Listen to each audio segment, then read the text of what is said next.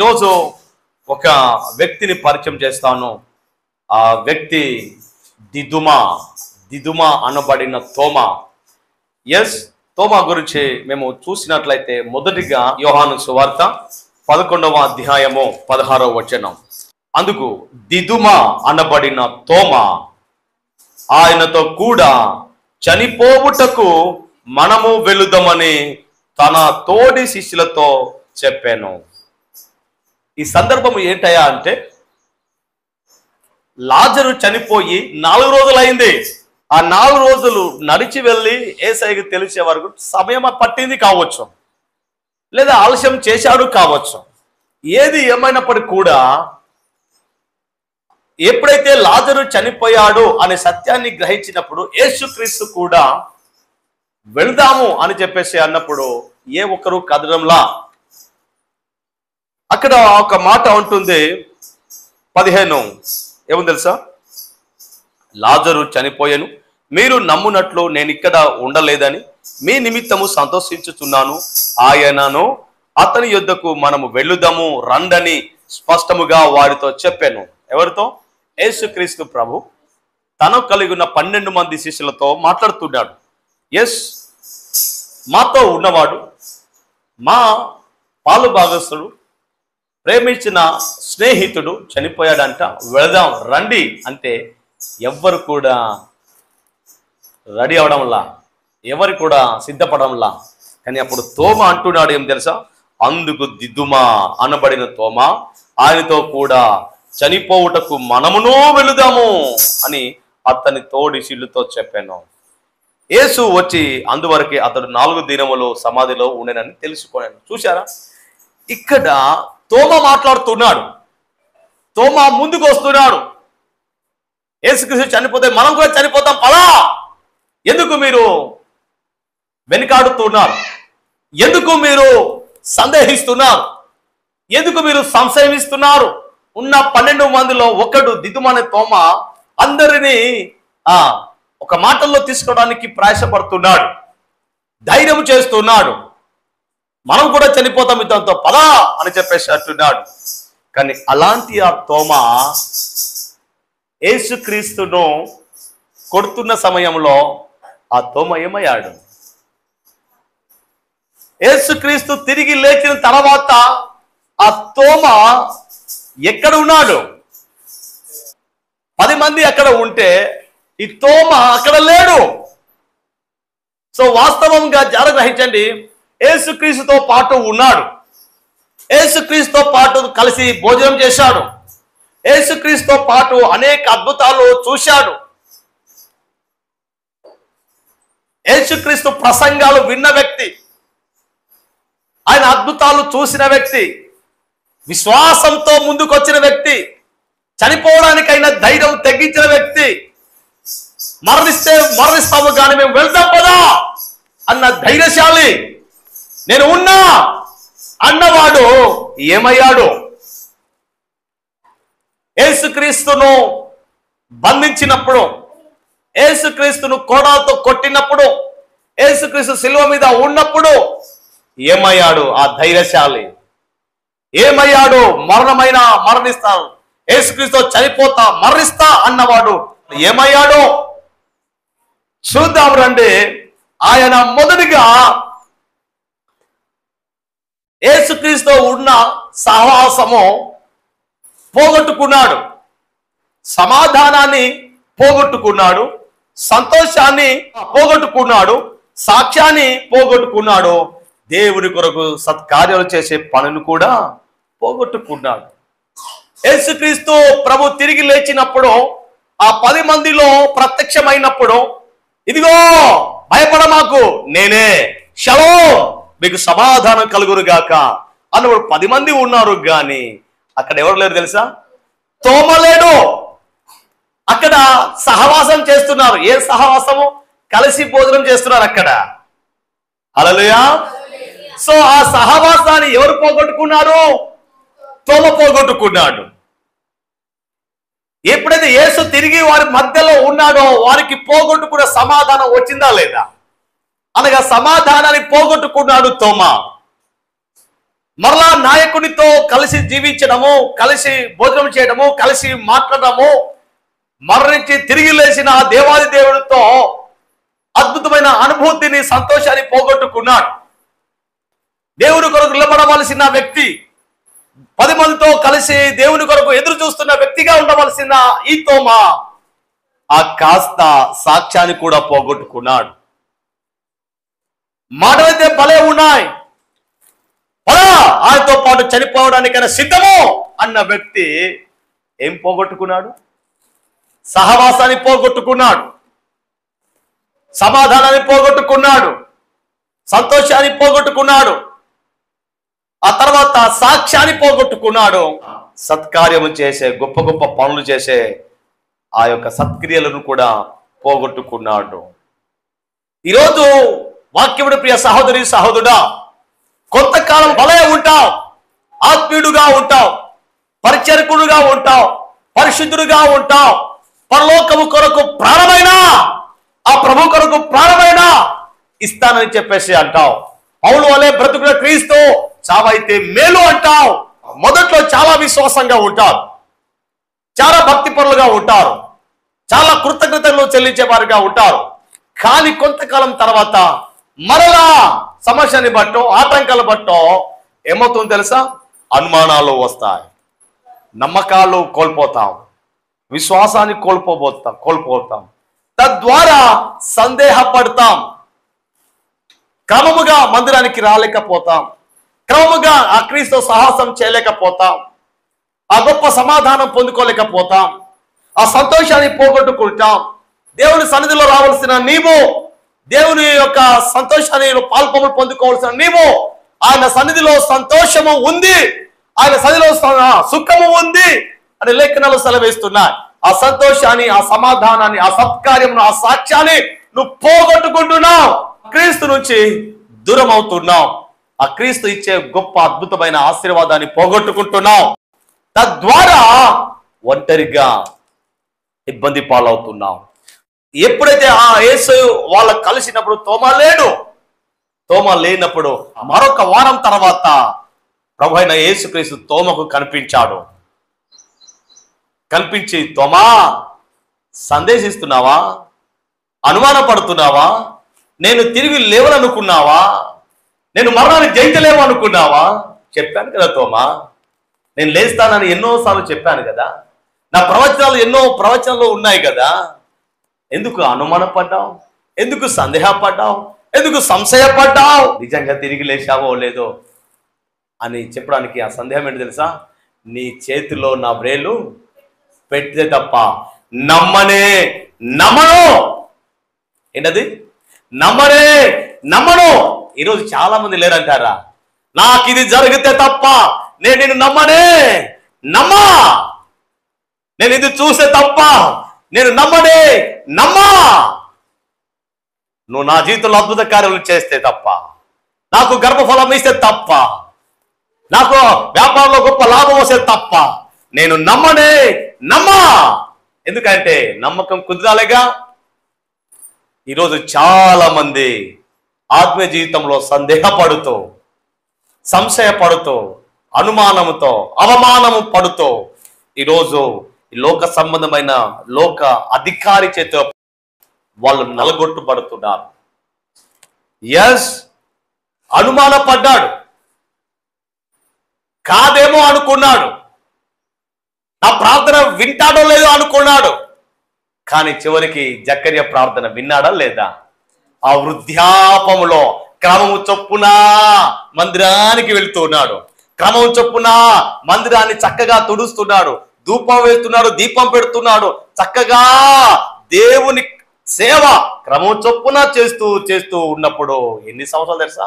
వృద్ధాపములో వచ్చాడు, అనగా 60 సంవత్సరాలు దాటాడు. ఆ వృద్ధాపములో దేవుడు ఆయనతో మాట్లాడుతున్నాడు, జకర్యా, నీ ప్రార్థన వినబడిందే, నీవు మగ బిడ్డను నువ్వు కనబోతున్నావు అన్నప్పుడు ఈయన నమ్మాడా? నమ్మలా.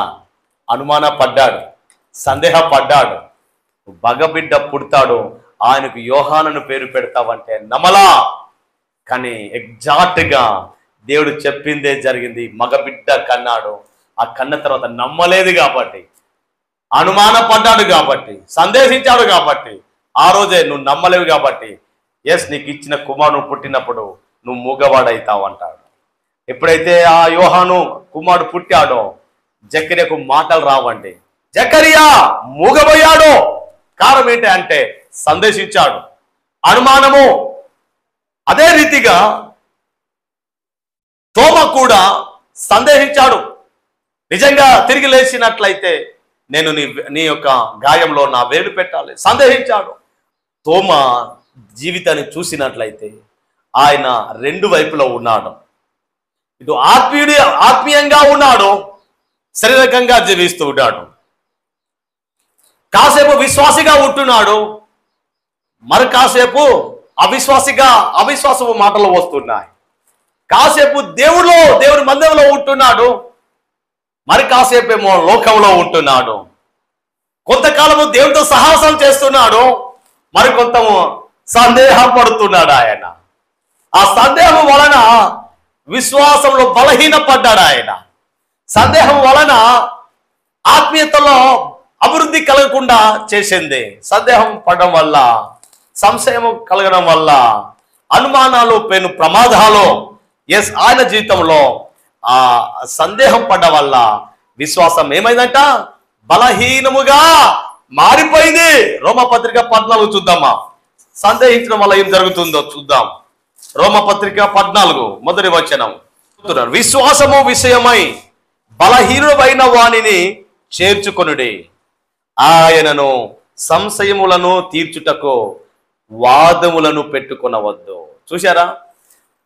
విశ్వాస విషయంలో బలహీనుడు ఎందుకు అయ్యాడా అంటే సంశయం అంటే సందేహించాడు, సందేహపడుతున్నాడు, అనుమానపడుతున్నాడు. అనుమానము మనం తీర్చాలి. హల్లెలూయా.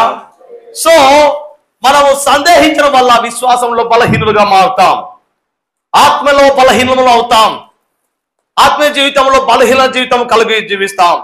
ఎప్పుడైతే విశ్వాసంలో బలహీన కలిగి ఉంటుందో, ఎప్పుడైతే విశ్వాసంలో అవిశ్వాసము జ్వరపడుతుందో, అపనమ్మకం జ్వరపడుతుందో, తక్షణమే దేవునికి దూరం అవుతాం, ప్రార్థనకు దూరం అవుతాం, వాక్యం చదవడం దూరం అవుతాం, విశ్వాసంతో సంఘంతో సహవాసం దూరం అవుతాం.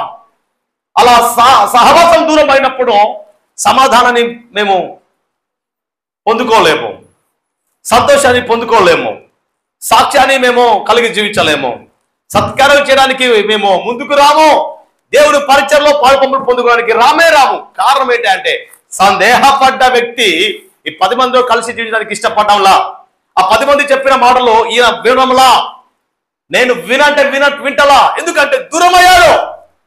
ఈరోజు గుంపుగా ఉన్న నీవు, దేవుని మందిరంలో వచ్చి ప్రార్థన చేస్తున్న నీవు సరళిగా దూరం అవుతున్నావు అంటే ఎస్ నువ్వు కలిగి ఉన్న 2 తలంపులు కలిగిన మనసు కలిగి ఉన్నావు కాబట్టి. ఒక మాట చూద్దామా? మొదటి రాజులు 18వ అధ్యాయము 21వ వచనము చూద్దాం. 2 తలంపుల మధ్య తలబడుతున్న ప్రజలను ఆ రోజు ఆ సేవకుడు చూశాడు. ఈ రోజులో కూడా, ఈ శతాబ్దంలో కూడా, ఈ 2025 సంవత్సరంలో కూడా 2 తలంపుల మధ్య తడబడాయే ప్రజలు ఉన్నారు, సహోదరులు ఉన్నారు అంటున్నాడు. 21వ వచనం చదువుతున్నాను. ఏలియా జనులందరి దగ్గరకు వచ్చి ఏమంటున్నాడు? ఎన్నాళ్ళ మట్టుకు మీరు 2 తలంపుల మధ్య తడబడుదురు? యెహోవా దేవుడైతే ఆయనను అనుసరించుడి, బయలు దేవుడైతే వాణ్ణి అనుసరించుడని ప్రకటన చేయగా జనులు అతనికి ప్రత్యుత్తరముగా ఒక మాటైనను పలకక పోయిరి. చూశారా? ధైర్యంగా చెప్తున్నారు.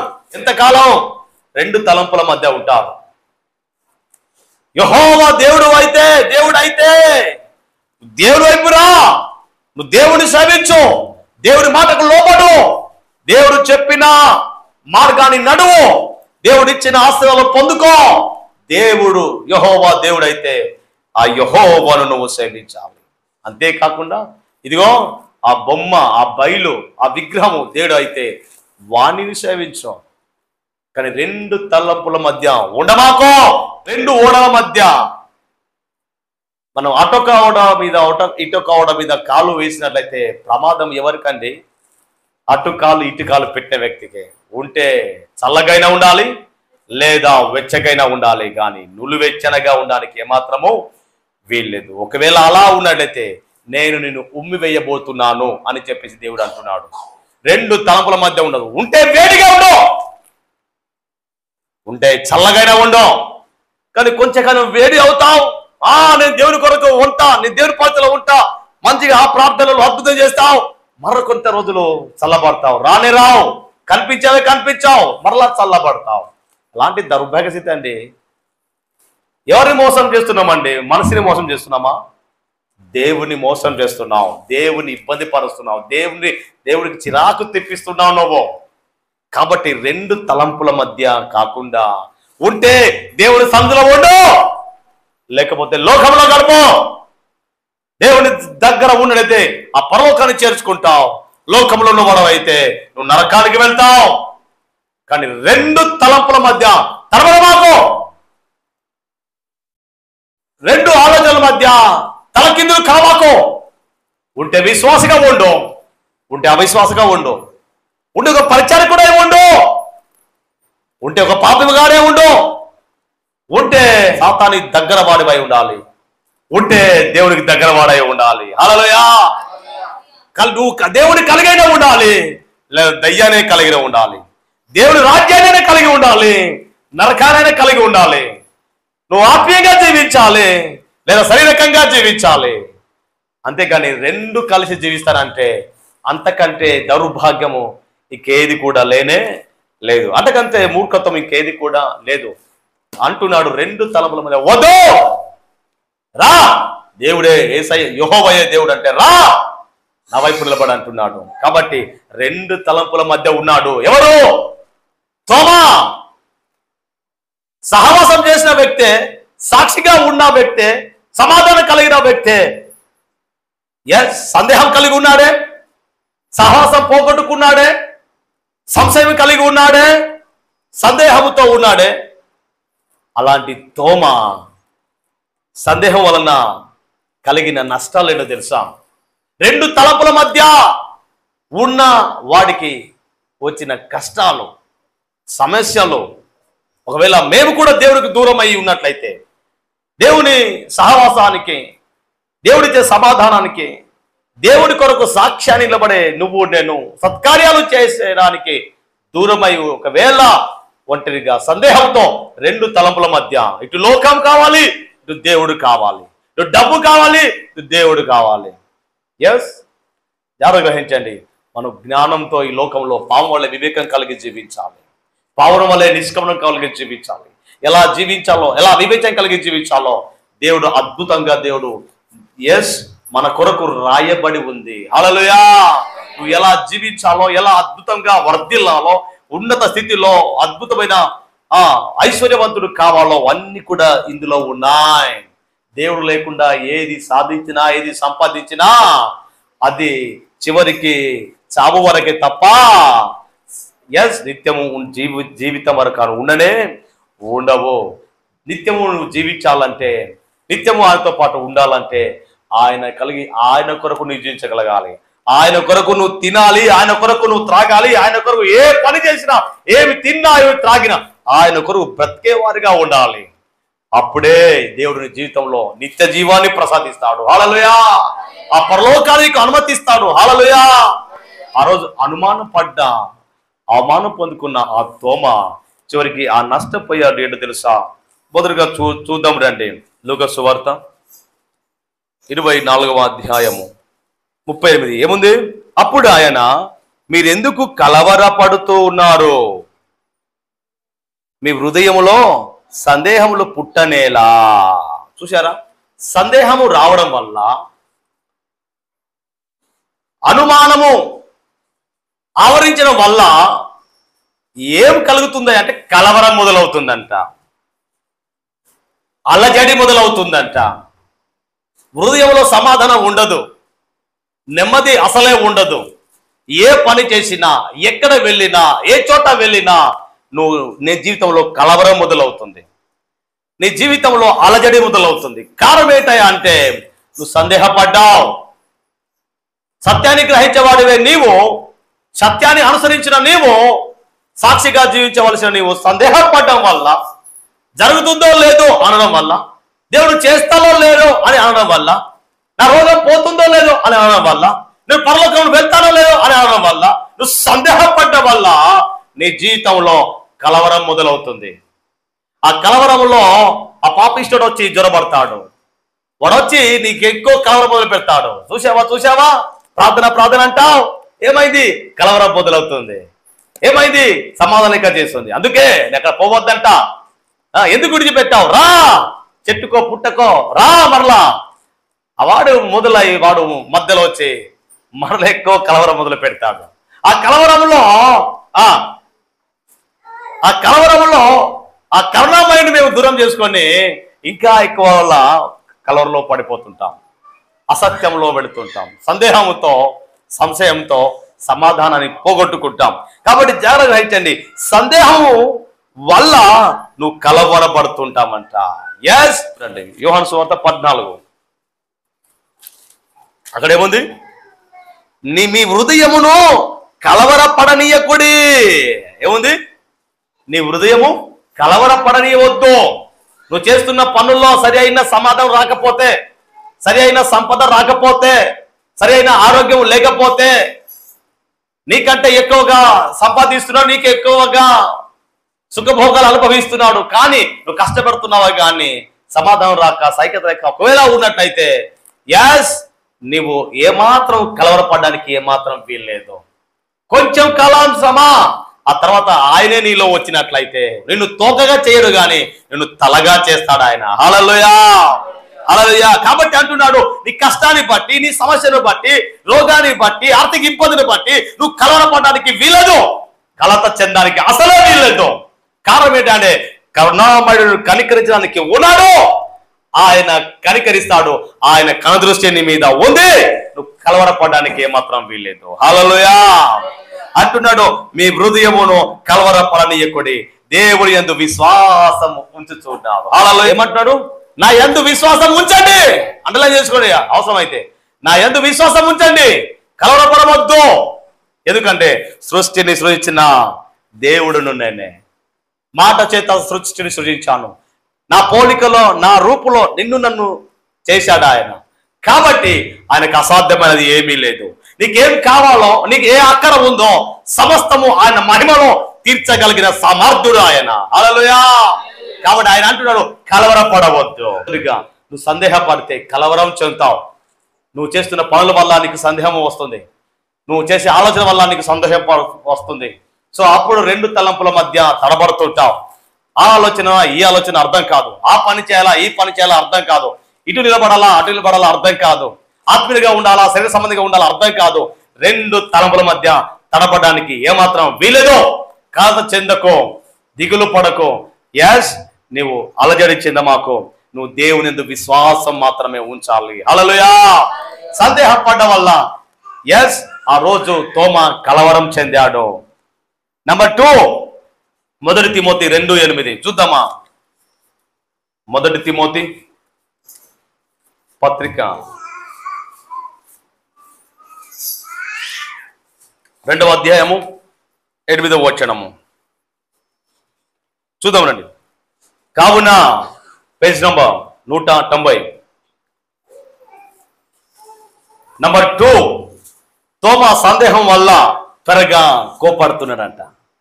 చూద్దామా 2:8. కావున ప్రతి స్థలమందును పురుషులు కోపమును సంశయము లేని వారై పవిత్రమైన చేతులెత్తి ప్రార్థన చెయ్యవలెను అని కోరుచున్నాడు. అయితే ఇక్కడ సంశయము అంటే సందేహం, మరలా సందేహము, మరలా అనుమానము. అనుమానం వల్ల పురుషులకు ఏమొస్తుందంట? కోపం. ఆ కోపం, సందేహం వలన త్వరగా కోపపడతారంట. దానిని చిరు కోపము, షార్ట్ టెంపర్ అంటారు.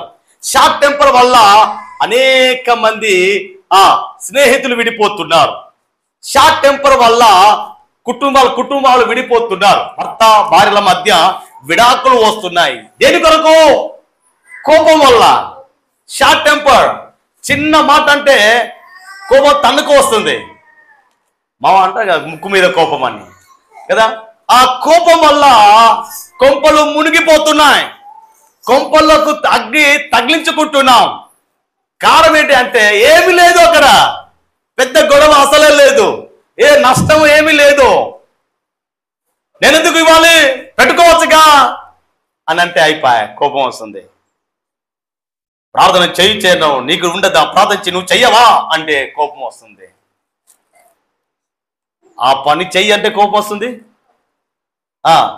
పేరు పెట్టి పిలిస్తే కోపం వస్తుంది కదా, చిరు కోపము. కాబట్టి దేవుడి మాట ఒక మాట సెలవిస్తుంది, చూద్దామా? యాకోబు రాసిన పత్రిక 1వ అధ్యాయము 20. జాగ్రత్త వినాలి, అవసరమైతే బైబిల్ మరి అండర్లైన్ చేసుకోండి. ఏమో తెలుసా? 20.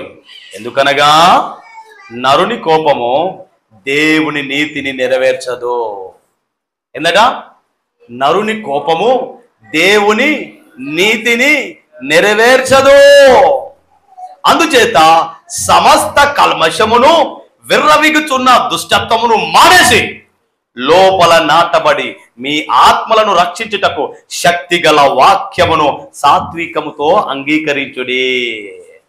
చూసారా? నువ్వు కోపడుతున్నావు, ఆ కోపము నీ కుటుంబాన్ని నిలుపదు, ఆ కోపము ఆత్మీయ జీవితంలో నడిపించదు, ఆ కోపము దేవుని నీతిని నెరవేర్చదు, ఆ కోపము ప్రార్థన చెయ్యనియదు, ఆ కోపము మందిరానికి రానివ్వదు. ఎందుకంటే కోపడితే ఇంకా వస్తామంటావా? కోపడితే దేవుని దగ్గర కాదు భార్యతో మాట్లాడతాంటావా? మాట్లాడవు. క్షమాపణ కోరినా మాట్లాడవు. ఎందుకంటే నరుని కోపము దేవుని ఉద్దేశాలను నెరవేర్చదు. కీర్తనకాడు అంటున్నాడు, కోపము మానవు, ఆగ్రహము విడిచిపెట్టము. అప్పుడే నీ జీవితానికి, నీ కుటుంబానికి అద్భుతమైన సుఖము సంతోషము వస్తుంది. సందేహించడం వల్ల, అనుమానాలు ఉండడం వల్ల ఏమొస్తుంది తెలుసా? కోపం. భార్యను అనుమానించడం వల్ల ఆ కుటుంబంలో భార్య భర్తల మధ్యలో గొడవలు, చెల్లెను అనుమానించడం వల్ల కుటుంబంలో గొడవలు, భర్తను అనుమానించడం వల్ల, సందేహం పడడం వల్ల గొడవలు. ఎవరిది ఫోను? లేదు మా ఫ్రెండే, చూపెట్టు. సడన్లీగా డిలీట్ అనుకోండి, డిలీట్ చేసావు, గొడవలు స్టార్ట్ అవుతాయి. ఈ ఫోన్ ఎవరిది? నేను మా ఫోన్ చేస్తాను. నువ్వు ఫోన్ ఏం చేస్తావు? నా ఫ్రెండ్ అంటే కూడా నమ్మదు. అప్పుడు గొడవలు. రింగ్ వస్తే, అనుమానం వస్తే గొడవలు, భార్య భర్త మీద గొడవలు కదా, ఎవరితో మాట్లాడిన గొడవలు. ఒకవేళ ఇప్పుడు లేక డబ్బులు కష్టంలో ఉన్నప్పుడు డబ్బులు తీసుకొచ్చితే ఎవరిచ్చారే నీకో అనుమానం, ఎవరిస్తున్నారే నీకో గొడవలు. అనుమానాల వల్ల భార్య భర్తల మధ్య భయంకరమైన సిచ్చు సాతాను పెడుతుంటాడు. తద్వారా కోపం వస్తుంది. సందేహం వల్ల కోపం వస్తుంది. ఆ కోపం వల్ల ఏమవుతుంది? గొడవలు అవుతాయి, కొట్లాటాడు, కొంప ముంచుతుంది. సాతాను భార్య భర్తలను అసలు 63లా ఉండవలసింది 36లా మారుస్తా అంటావు. అంటే తక్కువగా 36 ఎక్కువనా, 63 ఎక్కువనా? 63 అనేది మంచిగా 6, 3 ఇట్లా కలిసి ఇట్లా చూస్తుంటారు కదా. ఒక రాసుకొని చూడండి, 63 ఇద్దరు కలిసి ఇటు తిరిగే ఉన్నారు కదా. 6 ఇటే తిరిగి ఉంది, 3 ఇటు తిరిగి ఉంది. ఇక ముచ్చట పెట్టుకున్నారు, సంసారం చక్కగా ఉంటది. అదే ఎప్పుడైతే 63 36లా మారింది అనుకో, ఎలా ఉంటుంది? 3 ఆ దిక్కు, 6 ఈ దిక్కు. సో ఎంత తగ్గింపు జీవితం కలిగింది. 66 ఏమో ఉన్నత స్థితిలో ఉంటే దిక్కుమాల పరిస్థితి. ఆ గొడవల వల్ల, ఆ కోపం వల్ల భార్య ఇటు తిరుగుతుంది, భర్త ఇటు తిరిగింది. మరి జాగ్రత్త, కోపం విషయంలో మనం నిదానించే వారమై ఉండాలి. హల్లెలూయా. ఆ రోజు కోపం వల్లనే కదనండి, నేను ఎందుకు వింటా మీ మాట, నేను చూడలేదా చనిపోవడము, నేను చూడలేదా సవాళ్ళు పెట్టడము, నీ మాట వినా అని ఏం తెగొట్టుకున్నాడు? సహవాసం తెగొట్టుకున్నాడు ఆయన, మా సహోదరుడు. ఎవరు? తోమా. 10 మందితో కలిసి జీవించే బలం ఉంటే ఈయన ఒంటరిగా మిగిలిపోయాడు, కోపిష్టిగా మారిపోయాడు. నేను సందేహం కలిగింది. అలాంటి సందేహముతో ఆయన సందేహముతోనే భయంకరమైన సమస్యలు ఆయన కొని తెచ్చుకున్నాడండి. కాబట్టి జాగ్రత్తగా గ్రహించండి, సందేహం వలన త్వరగా కోపము కలగడం జరుగుతుంది. కాబట్టి మనం సందేహం పడవద్దు, సందేహం తీర్చుకునే వ్యక్తిగా ఉండాలి తప్ప మనం సందేహం ద్వారా కోపం పుట్టించే వారి వ్యక్తులుగా ఉండడానికి వీలు ఏం మాత్రము లేదు. సందేహం పడడం వల్ల ఆ తోమకున్న విశ్వాసం కాస్త ఏమైంది, బలహీనంగా మారింది. మేము చూసాం కదా రోమపత్రిక 14:1 మూడవదిగా సందేహం వలన విశ్వాసం తగ్గిపోతుంది. సందేహం వలన, అనుమానం వల్ల ఏం జరుగుతుంది, విశ్వాసం బలహీనం అవుతుంది. విశ్వాసం బలహీనం కావడం వల్ల ఇంకా నమ్ముతాం ఎక్కడ ఇంకా లోపడే తత్వము, ఎక్కడ ఇంకా మాట వినడము, ఎక్కడ ఇంకా ప్రార్థన సన్నిధికి వెళ్ళడము, ఎక్కడ ఇంకా బైబిల్ తెరిచి చదవడము రాదు. ఆ ఇంట్రెస్ట్ ఉండదు. ఎందుకయ్యా అంటే విశ్వాసం ఉంటే కదా విశ్వాస సంబంధమైన ప్రార్థన చేసేవారిగా ఉంటారు. విశ్వాసం ఉంటే కదా దేవుని ఆ మాటలు చదివేవారిగా ఉంటారు. కాబట్టి సందేహపడడం వల్ల, సంశయముల వల్ల, అనుమానాల వల్ల ఏమవుతుంది, విశ్వాసము దిగజారిపోతుంది, విశ్వాసము బలహీనమవుతుంది. విశ్వాసం ఎప్పుడైతే బలహీనం అవుతుందో అప్పుడే బలహీనుడుగా ఎప్పుడైతే అవుతావో భక్తిహీనుడుగా మారుతావు. భక్తిహీనుడుగా మారినట్లయితే భక్తిహీనుల ఆశము భంగం అవుతుందంట. ప్రార్థన అంటే మేము ఏం చేస్తున్నాం, పనులు అడ్డు వస్తున్నాయి, తర్వాత మా శరీరం అడ్డు వస్తుంది, లేవలేకపోతున్నాం, రాలేకపోతున్నాం, ఉపవాసం ఉండలేకపోతున్నాం. కారణం ఏంటి అంటే శరీర సంబంధంగా జీవించే వారికి శరీర సంబంధమైన ఆశలే ఎక్కువ ఉంటాయి కదా. అదే ఆత్మ సంబంధం కలిగిన వారికి ఆత్మ సంబంధమైన ఆశయాలు ఎక్కువ ఉంటాయి. కాబట్టి విశ్వాసంలో బలహీనులు అయితే ప్రార్థనలో బలహీనత వస్తుంది, సహవాసంలో బలహీనత పెరుగుతుంది, సమాధానంలో బలహీనత పెరుగుతుంది. సమాధానం ఉండదు, ఎంతో కష్టపడతావు, సమాధానం ఉండదు. ఎందుకంటే మన విశ్వాసంలో బలహీనత వస్తుంది. మేము ఈరోజు సందేహపడి విశ్వాసంలో బలహీన కావడానికి వీలు లేదు. సందేహం వలన పనులు చేయలేమట. ఫిలిప్పీ 2:15 సంశయం వలన, అక్కడ కూడా సంశయం వలన కార్యములు నెరవేర్చము, దేవుని పనులు చెయ్యము. సందేహించడం వల్ల ఏదో ఒక సందేహం కలిగిందా, నాకు వస్తుందో రాదో, అవుతుందో కాదో, ఏ సందేహమైనా ఏ అనుమానమైనా నీకు వచ్చిందా, దేవుని పరిచయలు నువ్వు పాలుపములు పొందుకోను, నువ్వు కార్యములు నెరవేర్చడానికి నువ్వు ముందుకు సాగావు, నీవు సందేహిస్తుంటావు. రైట్, సందేహపడువాడు పడిపోతాడంట. యాకోబు 1:1-6 చూద్దామా, యాకోబు పత్రిక, యాకోబు పత్రిక 6వ వచనం, 1:6.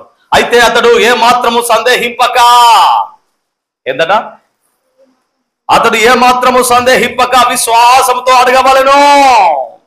సందేహించువాడు గాలి చేత రేపబడి ఎగిరిపడి సముద్రము తరంగంలో పోలియును. అనగా సందేహించేవాడు ఎలా పడతాడు, పడిపోతున్నాడు. ఈరోజు చాలా మంది సందేహించడం వల్ల, అయ్యో ఈరోజు నేను పోకపోతే నా డబ్బు పోతుందేమో, గిరాకీ పోతుందేమో, రారేమో, వీరు రారేమో, వారేమో, ఎవరు రాకపోయినా నా దేవుడు నడిపిస్తే ఓ అద్భుతం జరుగుతుంది. హల్లెలూయా. సందేహపడడం వల్ల ఏం జరుగుతుంది తెలుసా, ఆత్మీయంగా పడిపోతున్నాం. సందేహం రావడం వల్ల అభిషేకాన్ని పోగొట్టుకుంటున్నాం.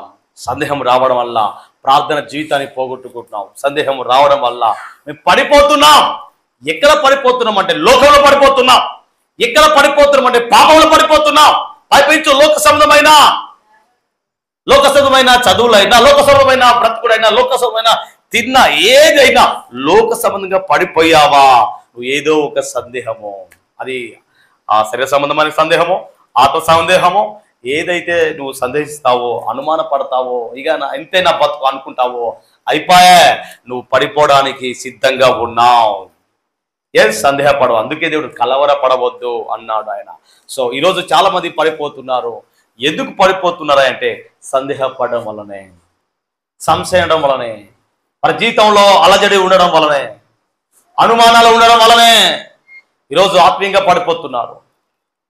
ఈరోజు ఒక గొప్ప దేవుని బిడ్డలుగా ఉండే వాళ్ళు పడిపోతున్నారు. పరిచయంలో పాల్పొందు పొందుకునే పడిపోతున్నారు, రాలేకపోతున్నారు, సంఘానికి రాకపోతున్నారు, సహవాసం విడిచిపెడుతున్నారు, సత్యాన్ని గ్రహించి కూడా తోమ వల్లే సందేహపడి దూరమైపోతున్నారు, సమాధానాన్ని కోల్పోతున్నారు, సంతోషాన్ని పోగొట్టుకుంటున్నారు, సత్కారాలు చేసి సాక్షాత్గా దేవుని నిత్యం ఆయన రాజ్యంలో నిలిచి ఆ భాగ్యాన్ని పోగొట్టుకుంటున్నారు. అలా పోగొట్టుకొని ఆ నరకములో పడేటట్టుగా వాళ్ళు ఈ లోకంలో ఉండి ఏం తెలుసా, ఆ నరకాన్ని సంపాదించుకుంటున్నారు. వారి కష్టే వారికి ఫలితమైంది నరకమే. కాబట్టి సహోదరి సహోదరుడా, ఈరోజు పడిపోతున్నావా? వాక్యం చదవలేకపోతున్నావా? లేవలేకపోతున్నావా? 4 గంటలకు 5 గంటలకు ప్రార్థన చేయలేకపోతున్నావా? ఎస్, అయితే నీకేదో ఇంకా నీ హృదయంలో భయం అనేది లేదు. ఓదే సందేహపడడం వల్ల కోపం వస్తుంది, సందేహపడడం వల్ల విశ్వాసంలో బలహీనత ఉండవచ్చు, లేదా దేవుని పనులు కావచ్చు, నీ పనులు చేయకుండా ఉండవచ్చు, లేదా పడిపోయినా ఉండవచ్చు. ఎస్, అలా ఉండడం వల్ల ఎస్ భయంకరమైన సమస్యలు దాపరిస్తాయంట. నంబర్ 6, సందేహం పడడం వల్ల ద్విమనస్కులుగా ఉంటారు. ద్విమనస్కులు 2 తలంపులు కలిగి ఉంటారు. ఆ 2 తలంపులు ఉండడానికి వీలు లేనే లేదు. కాబట్టి ఎన్నాళ్ళ మట్టుకు 2 తలంపుల మధ్య ఉంటారు, ఎన్నాళ్ళ మట్టుకు సందేహపడుతూ ఉంటారు. సందేహపడడం వల్ల ఏమి ఎదురు.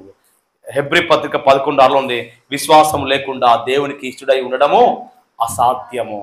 విశ్వాసం లేకుండా నీ దేవుళ్ళలోనే నేను ఇష్టడై ఉన్నాను, విశ్వాసం లేకుండా నేను బలంగా వాడబడుతున్నాను అని అనుకున్నట్లయితే అది వ్యర్థం. అది భ్రమపరిచే ఆత్మ ఉంది. ఆ భ్రమపరిచే ఆత్మ మమ్మలను ఏం చేస్తుందంటే టోటల్గా భ్రమపరుస్తుంది. నువ్వు ఆత్ముడిగానే చూపిస్తుంది, నువ్వు గొప్పవాడిగానే చూపిస్తుంది. నువ్వు ఎన్ని తప్పులు చేసినా, ఎన్ని కోపపడ్డా నువ్వెవరో తెలుసా, నువ్వు ఆత్మీయుడివే.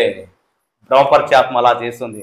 ఎవరు చెప్పినా దిద్దుకునే మనసు రాదు, ఎందుకంటే ద్విమనసులు ఉంటాయి. కాబట్టి ద్విమనసులు మనలో వచ్చినా మేము వాళ్ళకి వ్యతిరేకంగా మాట్లాడే వ్యక్తులుగా ఉంటాం, ఎదురుగా మాట్లాడే వ్యక్తులుగా ఉంటాం. కాసేపు లోకంతో, మరో కాసేపు మందిరంలో, కాసేపు చల్లగా ఉంటాం, కాసేపు వేడిగా ఉంటాం, కాసేపు ఆత్మీయంగా ఉంటావు, మరో కాసేపు అల్ప విశ్వాసిగా ఉంటావు, కాసేపు ఆత్మానుసారంగా ఉంటావు, కాసేపు శరీర సంబంధంగా ఉంటావు. ఎవరి స్వభావమయ్యా అంటే ద్విమనస్సులు కలిగిన స్వభావం ఇదే.